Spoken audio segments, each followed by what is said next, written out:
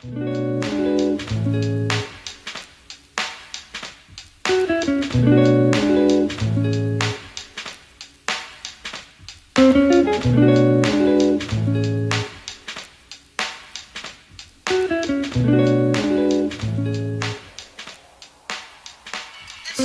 girls and movement world. I hope everyone is well, having a great week. Wherever you are listening, whether that's on the podcast, catching up on YouTube, I hope you thoroughly enjoy the guests we have on our show today. So our guest today is a British-born Sikh who has built up a SMB empire. So for those of you who don't know, it's a small business empire through sort of 7 generations of business success, which is phenomenal. Our guest is an international speaker. He was and is a judge on Forbes 30 under 30 and has actually been on the TED stage. So I can't wait to pick his brains about that. This guest, of course, has mounts of success, but today I want to find out more about his journey, his mentors, and of course, what it's like to be a mentor now and this whole idea of kind of helping other people with the knowledge that he already has. So I give a warm welcome to Sukhi. How are you, Sukhi? Oh, wow, what a lovely introduction there. Thank you very much. Thanks, Polly, and thank you to the viewers. Thanks for having me on this show. Thank you. Yeah, no, of course. Thank you so much for coming on. So I always like to start off with my guest because I've never met Sukhi. We briefly spoke before this podcast, but I would love for you, Sukhi, to tell everyone about where did it all begin? How did your career start? Wow. Okay, so I would say I'm going to, if I may, I can allocate the time to my business career Right. because, in irony, I've never actually worked for anybody, so couldn't actually say how it was to work for anybody else at all. So I do apologize on that base. But when we're talking about the family and the business, and you mentioned the 7 generations, I'm going to suggest that it starts way back to what I did my very first business, if I could share. I think I was around about 8 years old, would you believe? And that's the honest truth, 8 years old. It was in junior school, 8, 9 years old, that sort of time frame, when we used to collect, some years ago, we used to collect these football stickers. Yeah. So they were like Umbro football stickers. And what we did was I ended up accumulating a little bit more than most, probably due to the fact that I spent a little bit more money on the cards themselves. And I can remember, I think there used to be about like 5 or 6 cards for something like 20 pence. Yeah. And those days, 20 pence was pretty expensive. Yeah. Most of my sort of friends that they used to have a different budget, and you would buy these cards, and it would be like what we call potluck, wouldn't it? You know, whatever card you got, whether you got a player that you really needed or wanted, because you'd stick them into a book. And the book itself would be, you know, once it's complete, it'll be like, yes, I've done it. Here's my complete book, kind of thing. So it was kind of what we call it, an accidental business. I used to have what we used to call swaps or doubles or trebles even, you know, 2 or 3 people. So for example, in my day, in the 80s, it would have been Ian Rush, you know, that sort of Kenny Dalglish era. And what we did is I used to have 2 or 3 of extras of all the heavy hitters and all the people that were rare to get hold of. So my friends used to turn around and by mistake, they used to do what we call swaps with me. So they swap over, you know, one of the cards they wanted for maybe 2, or if not 3, of the ones that they didn't need anymore. Does that make sense? Because they already had them in the book. So this actually ended up being accidental because I ended up, you know, getting a bigger accumulation of cards because somebody wanted one particular character, and I said, I'll have 3 for that then, thank you. So I ended up like this 1 for 3, that kind of scenario, and ended up with more than most. And then what happened is I completed my book first. I realized that for 20 pence, you could take 5 or 6 cards, and you may or may not get what we call a shiny badge. You know, the badge is the actual football badge itself. And so what we did, basically, just to be clear, is I used to ask for more money or more cards for the badges because they were rarer.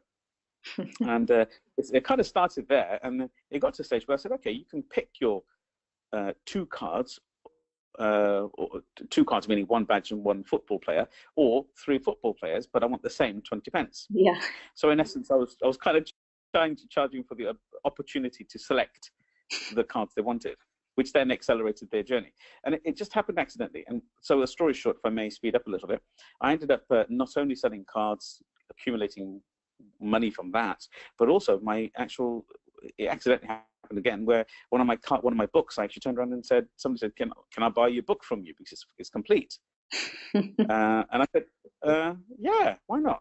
But I'll have an exchange of your one that's not complete. Does that make sense? So I'd take maybe £2 or £3 off them, and maybe even £5. I can't remember in those days, and swap the books over as well. So they'd have a complete book. They can go around flaunting that they'd completed the book. And I'd have another book that I could use all my extra surplus stickers and stick in again, and I'd have another spare. So it started like this. And the funny part of it is that I used to come home with maybe £1, £2, when before I used to take £1 from my mum. Yeah. And mum, I said, can I have £1 and buy some cards? And it got to a stage where I stopped asking for the money. And on top of that, I was bringing money home. And mum sort of said to me, you know, in her own disciplinary way, because mum was not really a very aggressive character, isn't a very aggressive character. Mum said, are you bullying people? Yeah, were you taking their money? And I went, yeah. I kind of went, no, Mum, I'm not that tough person. I didn't do that, definitely. And I said, no, I'm selling cards. And then I explained the whole scenario. Mum said, shabash, which basically means well done, carry on then. And so, Mum, you know, in Bank of Mum, should we call it, you know, we came home and I used to give the money to my mum, and that was that. So that was kind of my very first story. If we go and accelerate forward into what we call maybe commercial business kind of thing. When I was about 16 years old, my mum had a lovely conversation with me and said something really, really beautiful to me, and said, it's kind of time for you to take maybe a bit more of a charge with the family business and stuff of that sort of nature. So what happened is that I ended up deciding, with my mum's ability, with my mum's amazing influence power, to sort of step up and take charge of one of the businesses that was within the family. It was actually the very first business my father started in the UK in 1967 with my mum in a retail shop. So I decided to start taking that particular part of the business on and also carry on studying. So I went and did my A-levels in college instead of actually in school, and then I continued. There we are. So the first business I actually officially ran was a hardware store, which kind of sold everything. And from there, a few businesses broke down. Wow, amazing. And I mean, there's two questions from that story. So what team is it that you support, Sukhi? That is a big question. Oh, right. Are we now talking about football, are we? Yeah. So let me tell you, I'm actually the accidental guy. I really do not. I'm not at all interested in football, but it was one of the things that was just kind of like the gang thing to do. It was like, cool. If I was, I'd probably be honest with you. I'd probably be patriotic and say Peterborough posh. So there we are. But I really couldn't say that. I don't think I could do the respect of saying that I am a fan. I'm not. They say most businesses are built from something you enjoy, but maybe back then you enjoyed the football, but not anymore. It was a childlike thing. It was kind of fun. I've actually got something really lovely to say about that. If you'd like to share a few thoughts. We're talking about, I regularly hear, you know, people turning their passions into profits or passions into a business they can follow. Yeah. I might accidentally probably burst that bubble a little bit because I don't believe that's true. I believe from my family heritage and how we've been brought up and shared knowledge, for example, as a family. If I can just share, I stand aside from that comment because I think it places the next generation wrongly, because what happens is we're saying that whatever your passion is, so for example, it could be a hobby, it could be something you're really excited about, turn that into a business. Well, it kind of does work, but what happens there is that sometimes the passion or the hobby no longer is a hobby because you're having to earn money from it. Yes, yeah. Which means the flow changes. It becomes much more strategic instead of being in flow. You know, like, hey, you know, I really enjoy fishing, but if all of a sudden fishing becomes your livelihood, it becomes your livelihood. You know, it becomes very serious. So I'm really, really strong. My father, when I was younger, and my mother, very, very influential in my family. And we'll talk about mentors later, I'm sure. But my father told me very, very clearly. He said, son, don't turn passions into business. Become passionate about business. Yeah. That means do whatever you've got to do to make a business successful. Does that make sense? Yeah. Obviously, ethically. I'm not suggesting anything else. What I'm trying to get at is that get passionate about your business. Yeah. Get passionate about earning money. Get passionate about being successful by trying hard and by committing. That kind of passion you know? Mm-hmm. Get passionate about that, not necessarily the passionate about what color a wall should be or shouldn't be. That's just my personal view, and it's not stood me too badly in my life, with God's blessings. No, definitely. I think what I couldn't agree with you more there. That I think there is a driver that people have particular enjoyments of in their life, and then they turn it into a business, and so it's literally, okay, I need to put food on the table. My hobby is no longer a hobby. So yeah, it's a good point to make. So for yourself, Sukhi, when was the sort of turning point that you thought, actually, with all this knowledge that I have, I want to start helping people. I want to start being a mentor. I use that term mentor loosely because I know there's kind of loads of different ideas kind of attached with being a mentor. Yeah. Oh, that's a really deep question, actually. If I could answer it in a bit of a unique way than what I've usually answered it, because I feel that the flow of the people who are listening today are, they want a different level of knowledge. So if I could share that, I think a person has the nature to share with other people, or they don't. Does that make sense? So I'm a deep believer of psychometrics, and I'll probably touch that a bit later with the psychology of a human person, the profiles and the parameters that they have in their brain anyway. But here's my point. My point is, when I've always been that giving type of person, even when I was in growth mode, business mode, whatever you'd like to say. I'm always the type of guy who, had, I'm a car fanatic, so I'd had many vehicles in my years. And one of, what I can remember specifically, anybody who would ever ask me what's that car like or what's not like, I'd throw them the car keys and say, have a drive. Does that make sense? I've never been the person who's like, hey, that's mine, don't touch it, kind of thing. And even to the stage where how a car should be or shouldn't be driven if it's not yours, I said, well, it's designed for something. You want to enjoy it, don't you? So go and enjoy it, go and take a drive. Even to the stage where I rarely accompany people when I gave them my keys to go and drive.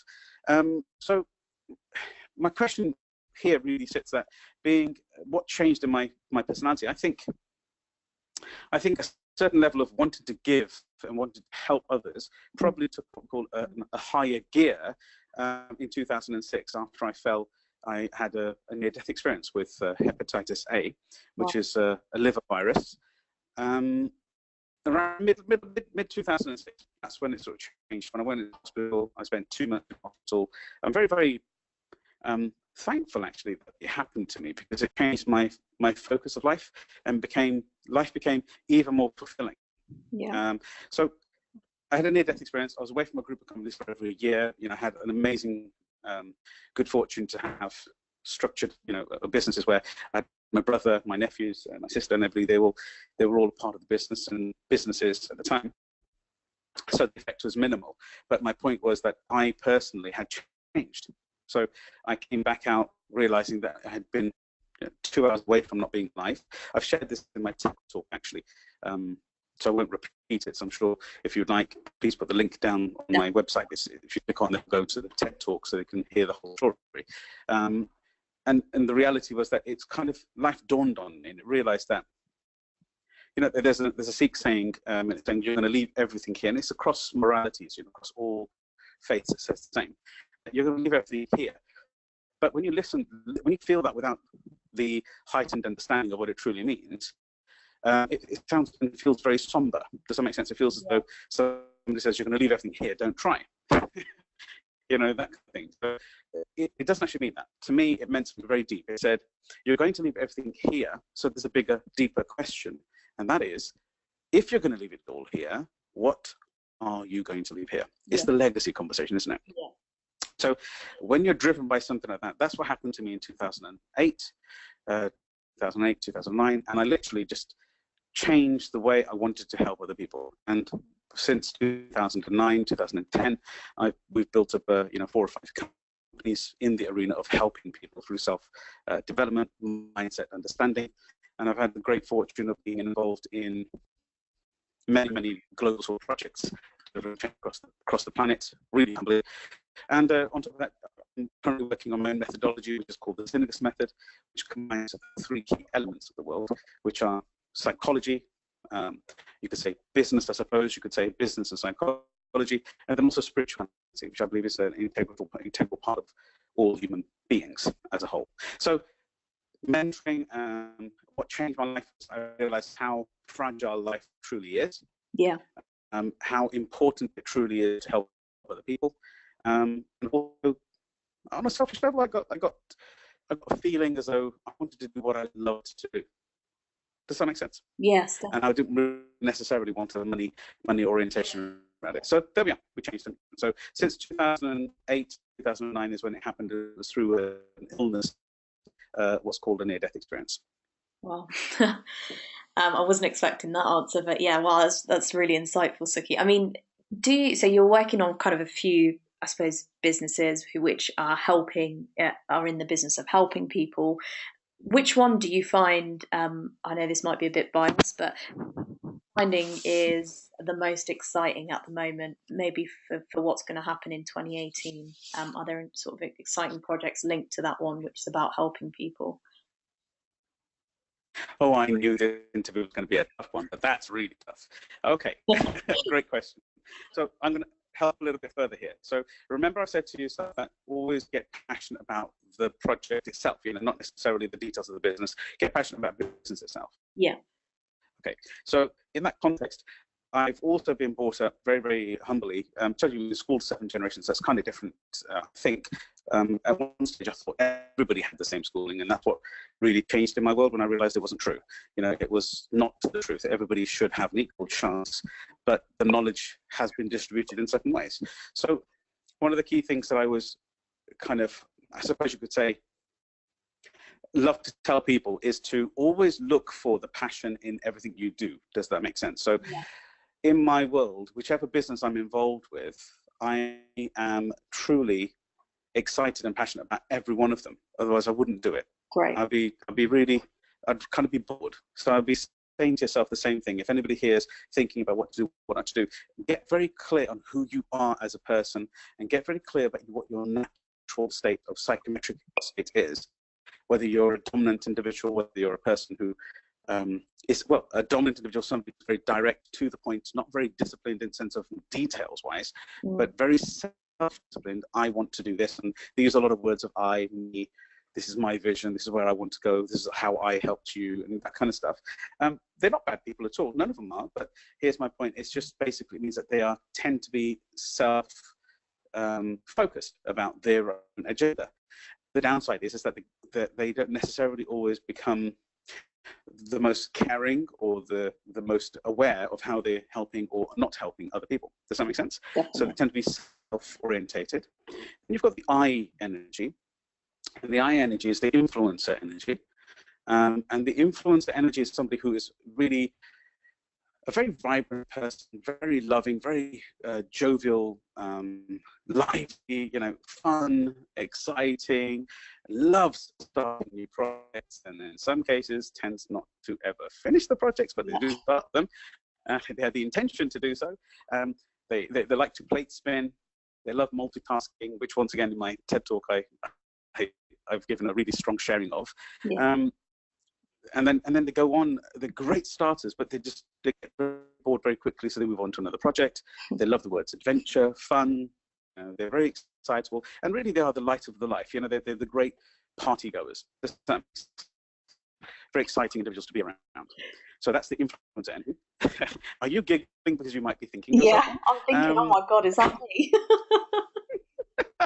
I wonder why I'm sharing it though. So we've got the D and the I, the dominant and the influencers, and both these two energies are very similar, but they're not the same, because one is task orientated for themselves and one will just do anything for anybody. But they are both what we call extroverted energies, which means that if they have a time of lapse of energy or deflation, that they go to the community, or more people, other people, to share their energy and move upwards. Yeah, so they don't sit on their own when they're tired. No. They tend to be, they'd rather, if you said, I'm really tired, but let's go out. Okay, let's get out. Come on, let's go and do it. So they're very, very vibrant in that context. Then you have the other half of the sphere, which is the stability, which is the S. So DI and then S is stability. And this particular nature of stability is somebody who is very overtly loving. They're not hidden. They don't hide the agenda of loving people. They care a lot. It's kind of the stereotype mum. Does that make sense? But it's not the case. I said stereotype. It could be anybody. Yeah. Very caring, very mothering, very looking after, spend a lot of time and love and care and attention to ensure that they support well. That's one of the primaries in their life. This does not mean that they're weak individuals at all. In fact, probably the strongest of all four energies, because nobody can do without them. You know, they're great collaborators. They love to keep the wheel oiled. They really are very hard to have an argument with. Does that make sense? In fact, you try to have an argument with that person, you tend to stop yourself, because you think, oh, you know, this person's just too nice or something, yeah. And then, but they're very, very important in life as well for keeping the team together. Without that type of energy, you won't have a team. You'll have a faction or a fragmented organization. Then we have the final, which is the C, which is compliance. That's DIS, and then T for compliance. And the compliance individual is somebody who loves strategy, logic, statistics, algorithm, analyzing things, planning, and structure. So that's just some of the things they like. And they also love what's called details.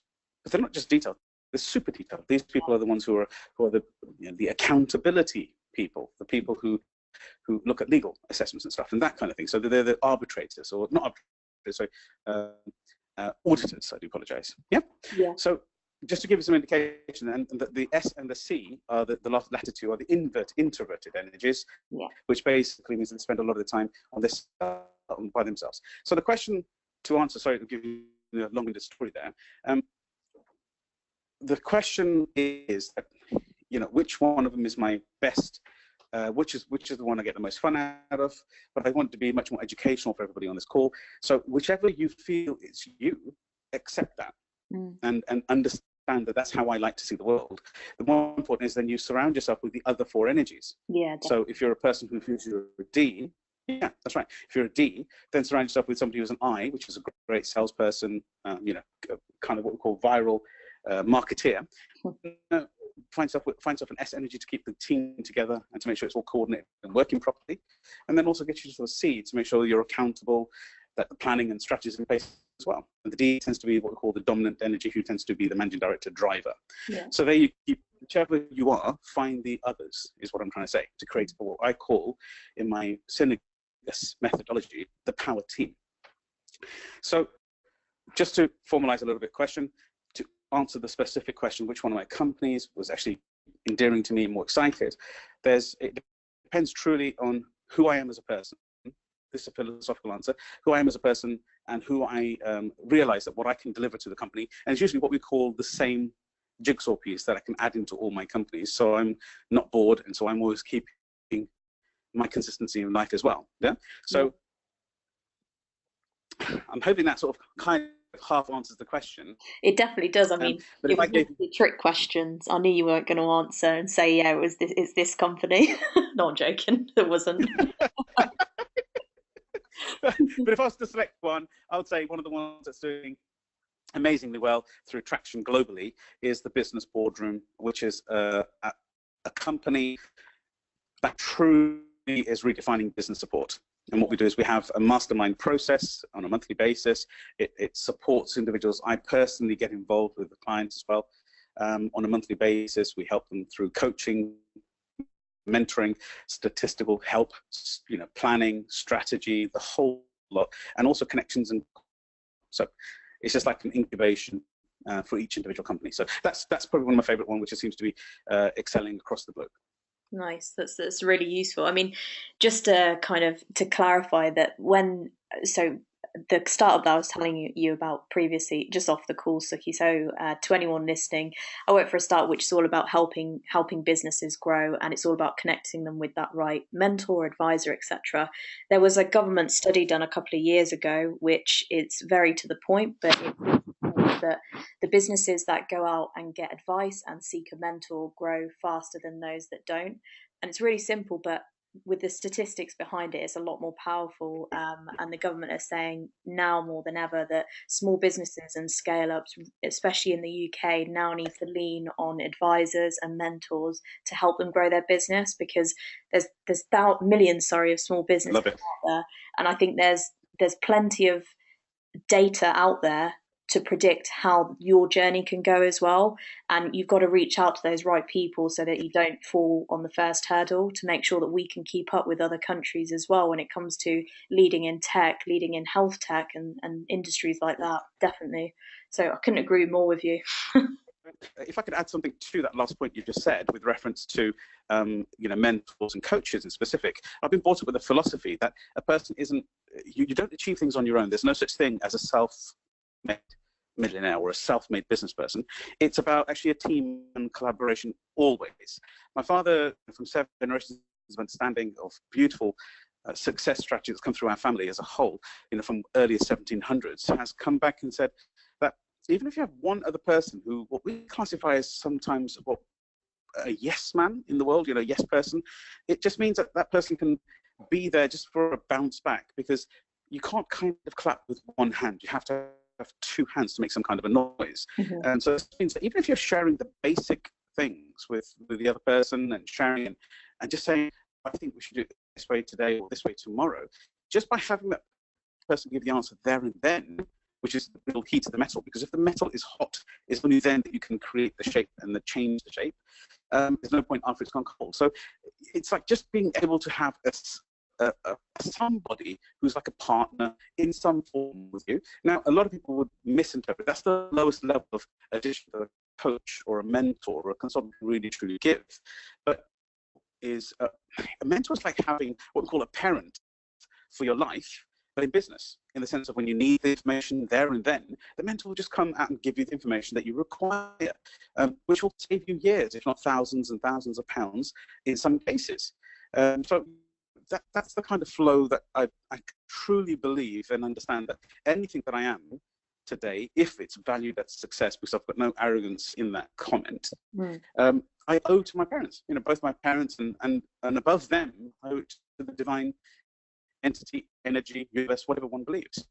Yeah, no, it's a great comment to make, and that whole idea around collaboration as well. And I suppose you're touching on the mentor side as well, that you do need those people that kind of guide you through a path that you can still make your own mistakes, but you need to have stuff behind you before you go and make that step. So reaching out to a mentor before you do a deal with someone, is that the right person that I should be doing business with, etc. Like you need someone with experience, and it doesn't have to be someone who's 20 or 30 years older. I mean, I've had a few individuals who've come on our podcast and said even having someone who's just a year older than you, they have a year more knowledge than what you do. So leverage that, pull as much information from them as possible. If I can share, just to enhance what you just said there, if I may, Polly, but what you really need is somebody who's just one step ahead of you. Yeah. That's it. That's all you're looking for, because you're looking for one person who's just done the step that you've just done.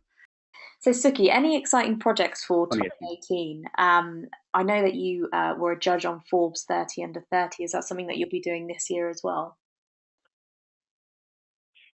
Well, yeah, thank you very much. That's a great question. Yeah, 2018 is going to be quite an exciting year. It already has, actually.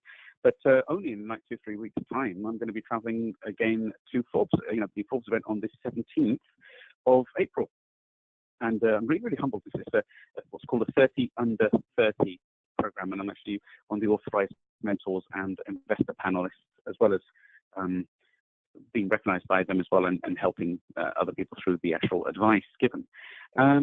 And it's basically 30 companies under the age of 30 that they bring down and wilt down to maybe 4 people who are going to be on stage that we're going to be assessing and giving advice to. So, it's a really lovely, lovely program. There's also another property program, event which is coming up as I speak in the realm in the area of property. I'm really, really humbled at my current life, with everything else as well, whether it's the children, family, helping as many people as I possibly can on the planet.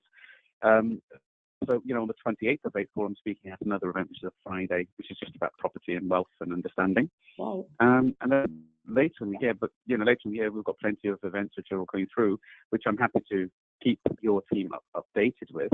But is it possible to speak to something specific? I've got one of our own programs which we're putting out into the marketplace to try and create further change for people. Yes, please do. Yeah, that'd be really useful. Okay, so the program itself is actually called the Inspired Business Workshop. and it's a monthly program which we hold at the precise current moment, every third Wednesday evening. So it's after work, the whole thing, or alternatively, if you're self-employed or working for somebody, so it's an evening time. It starts at 5:30, 6 o'clock in the evening, and it finishes around 9 o'clock. And the intention is that we have, I spoke earlier on about the business boardroom, and this is like a watered down version in terms of the business boardroom matrix. It's a tried and tested psychological process which helps people integrate knowledge better and actually use it themselves every single session.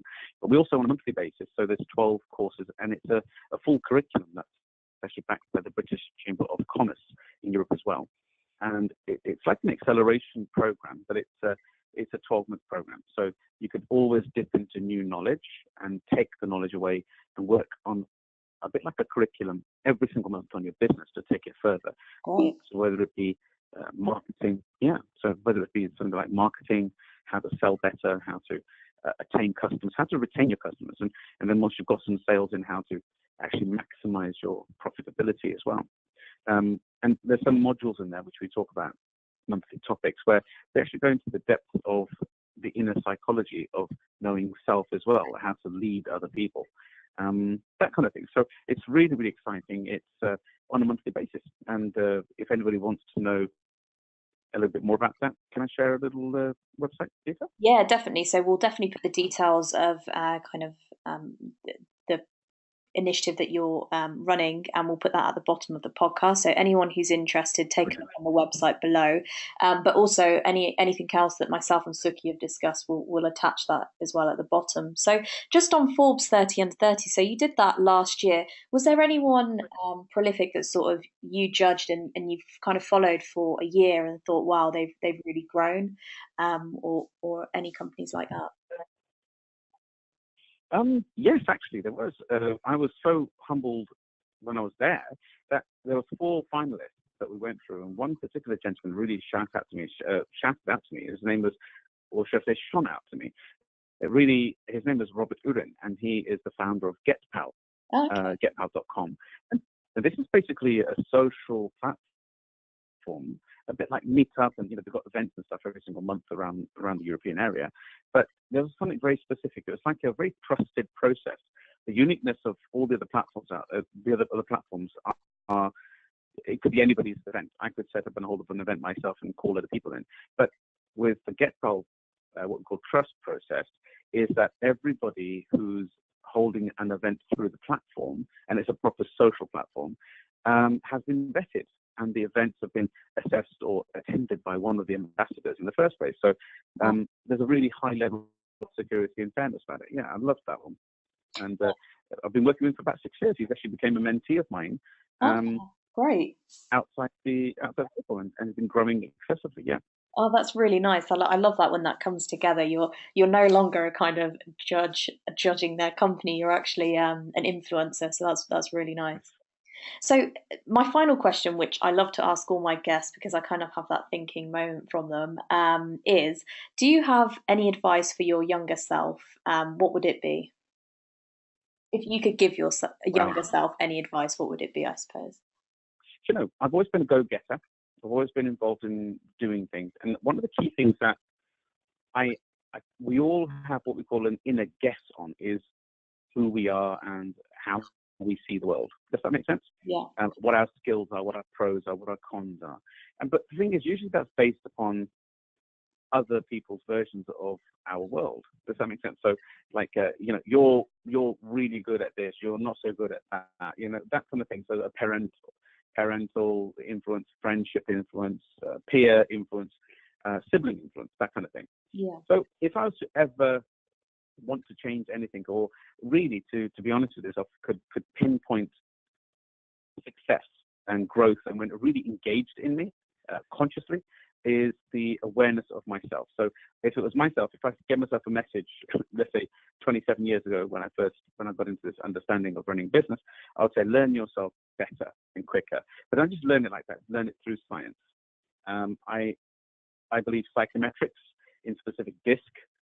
So one of our universities, which is one of the companies that we own and run, it has an assessment process on there for 30 minutes. You just spend 30 minutes of your I'm answering some questions, and it's more like which is more like me, which is less like me kind of questions. Really simple, no tests, nothing like that.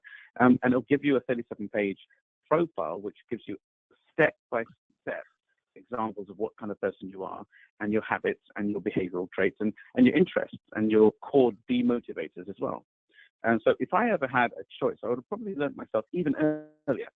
I learned myself around, let's say, I think it was around about 18 years when I first did my very first psychometric assessment at Cranfield University, but I didn't really acknowledge it for at least 2 years. Does that make sense? So if I did something earlier, I would love to have learned how to use it properly and to my advantage more earlier. That's what I would learn. And the other one, I'm going to tell everybody the same thing. Go for it.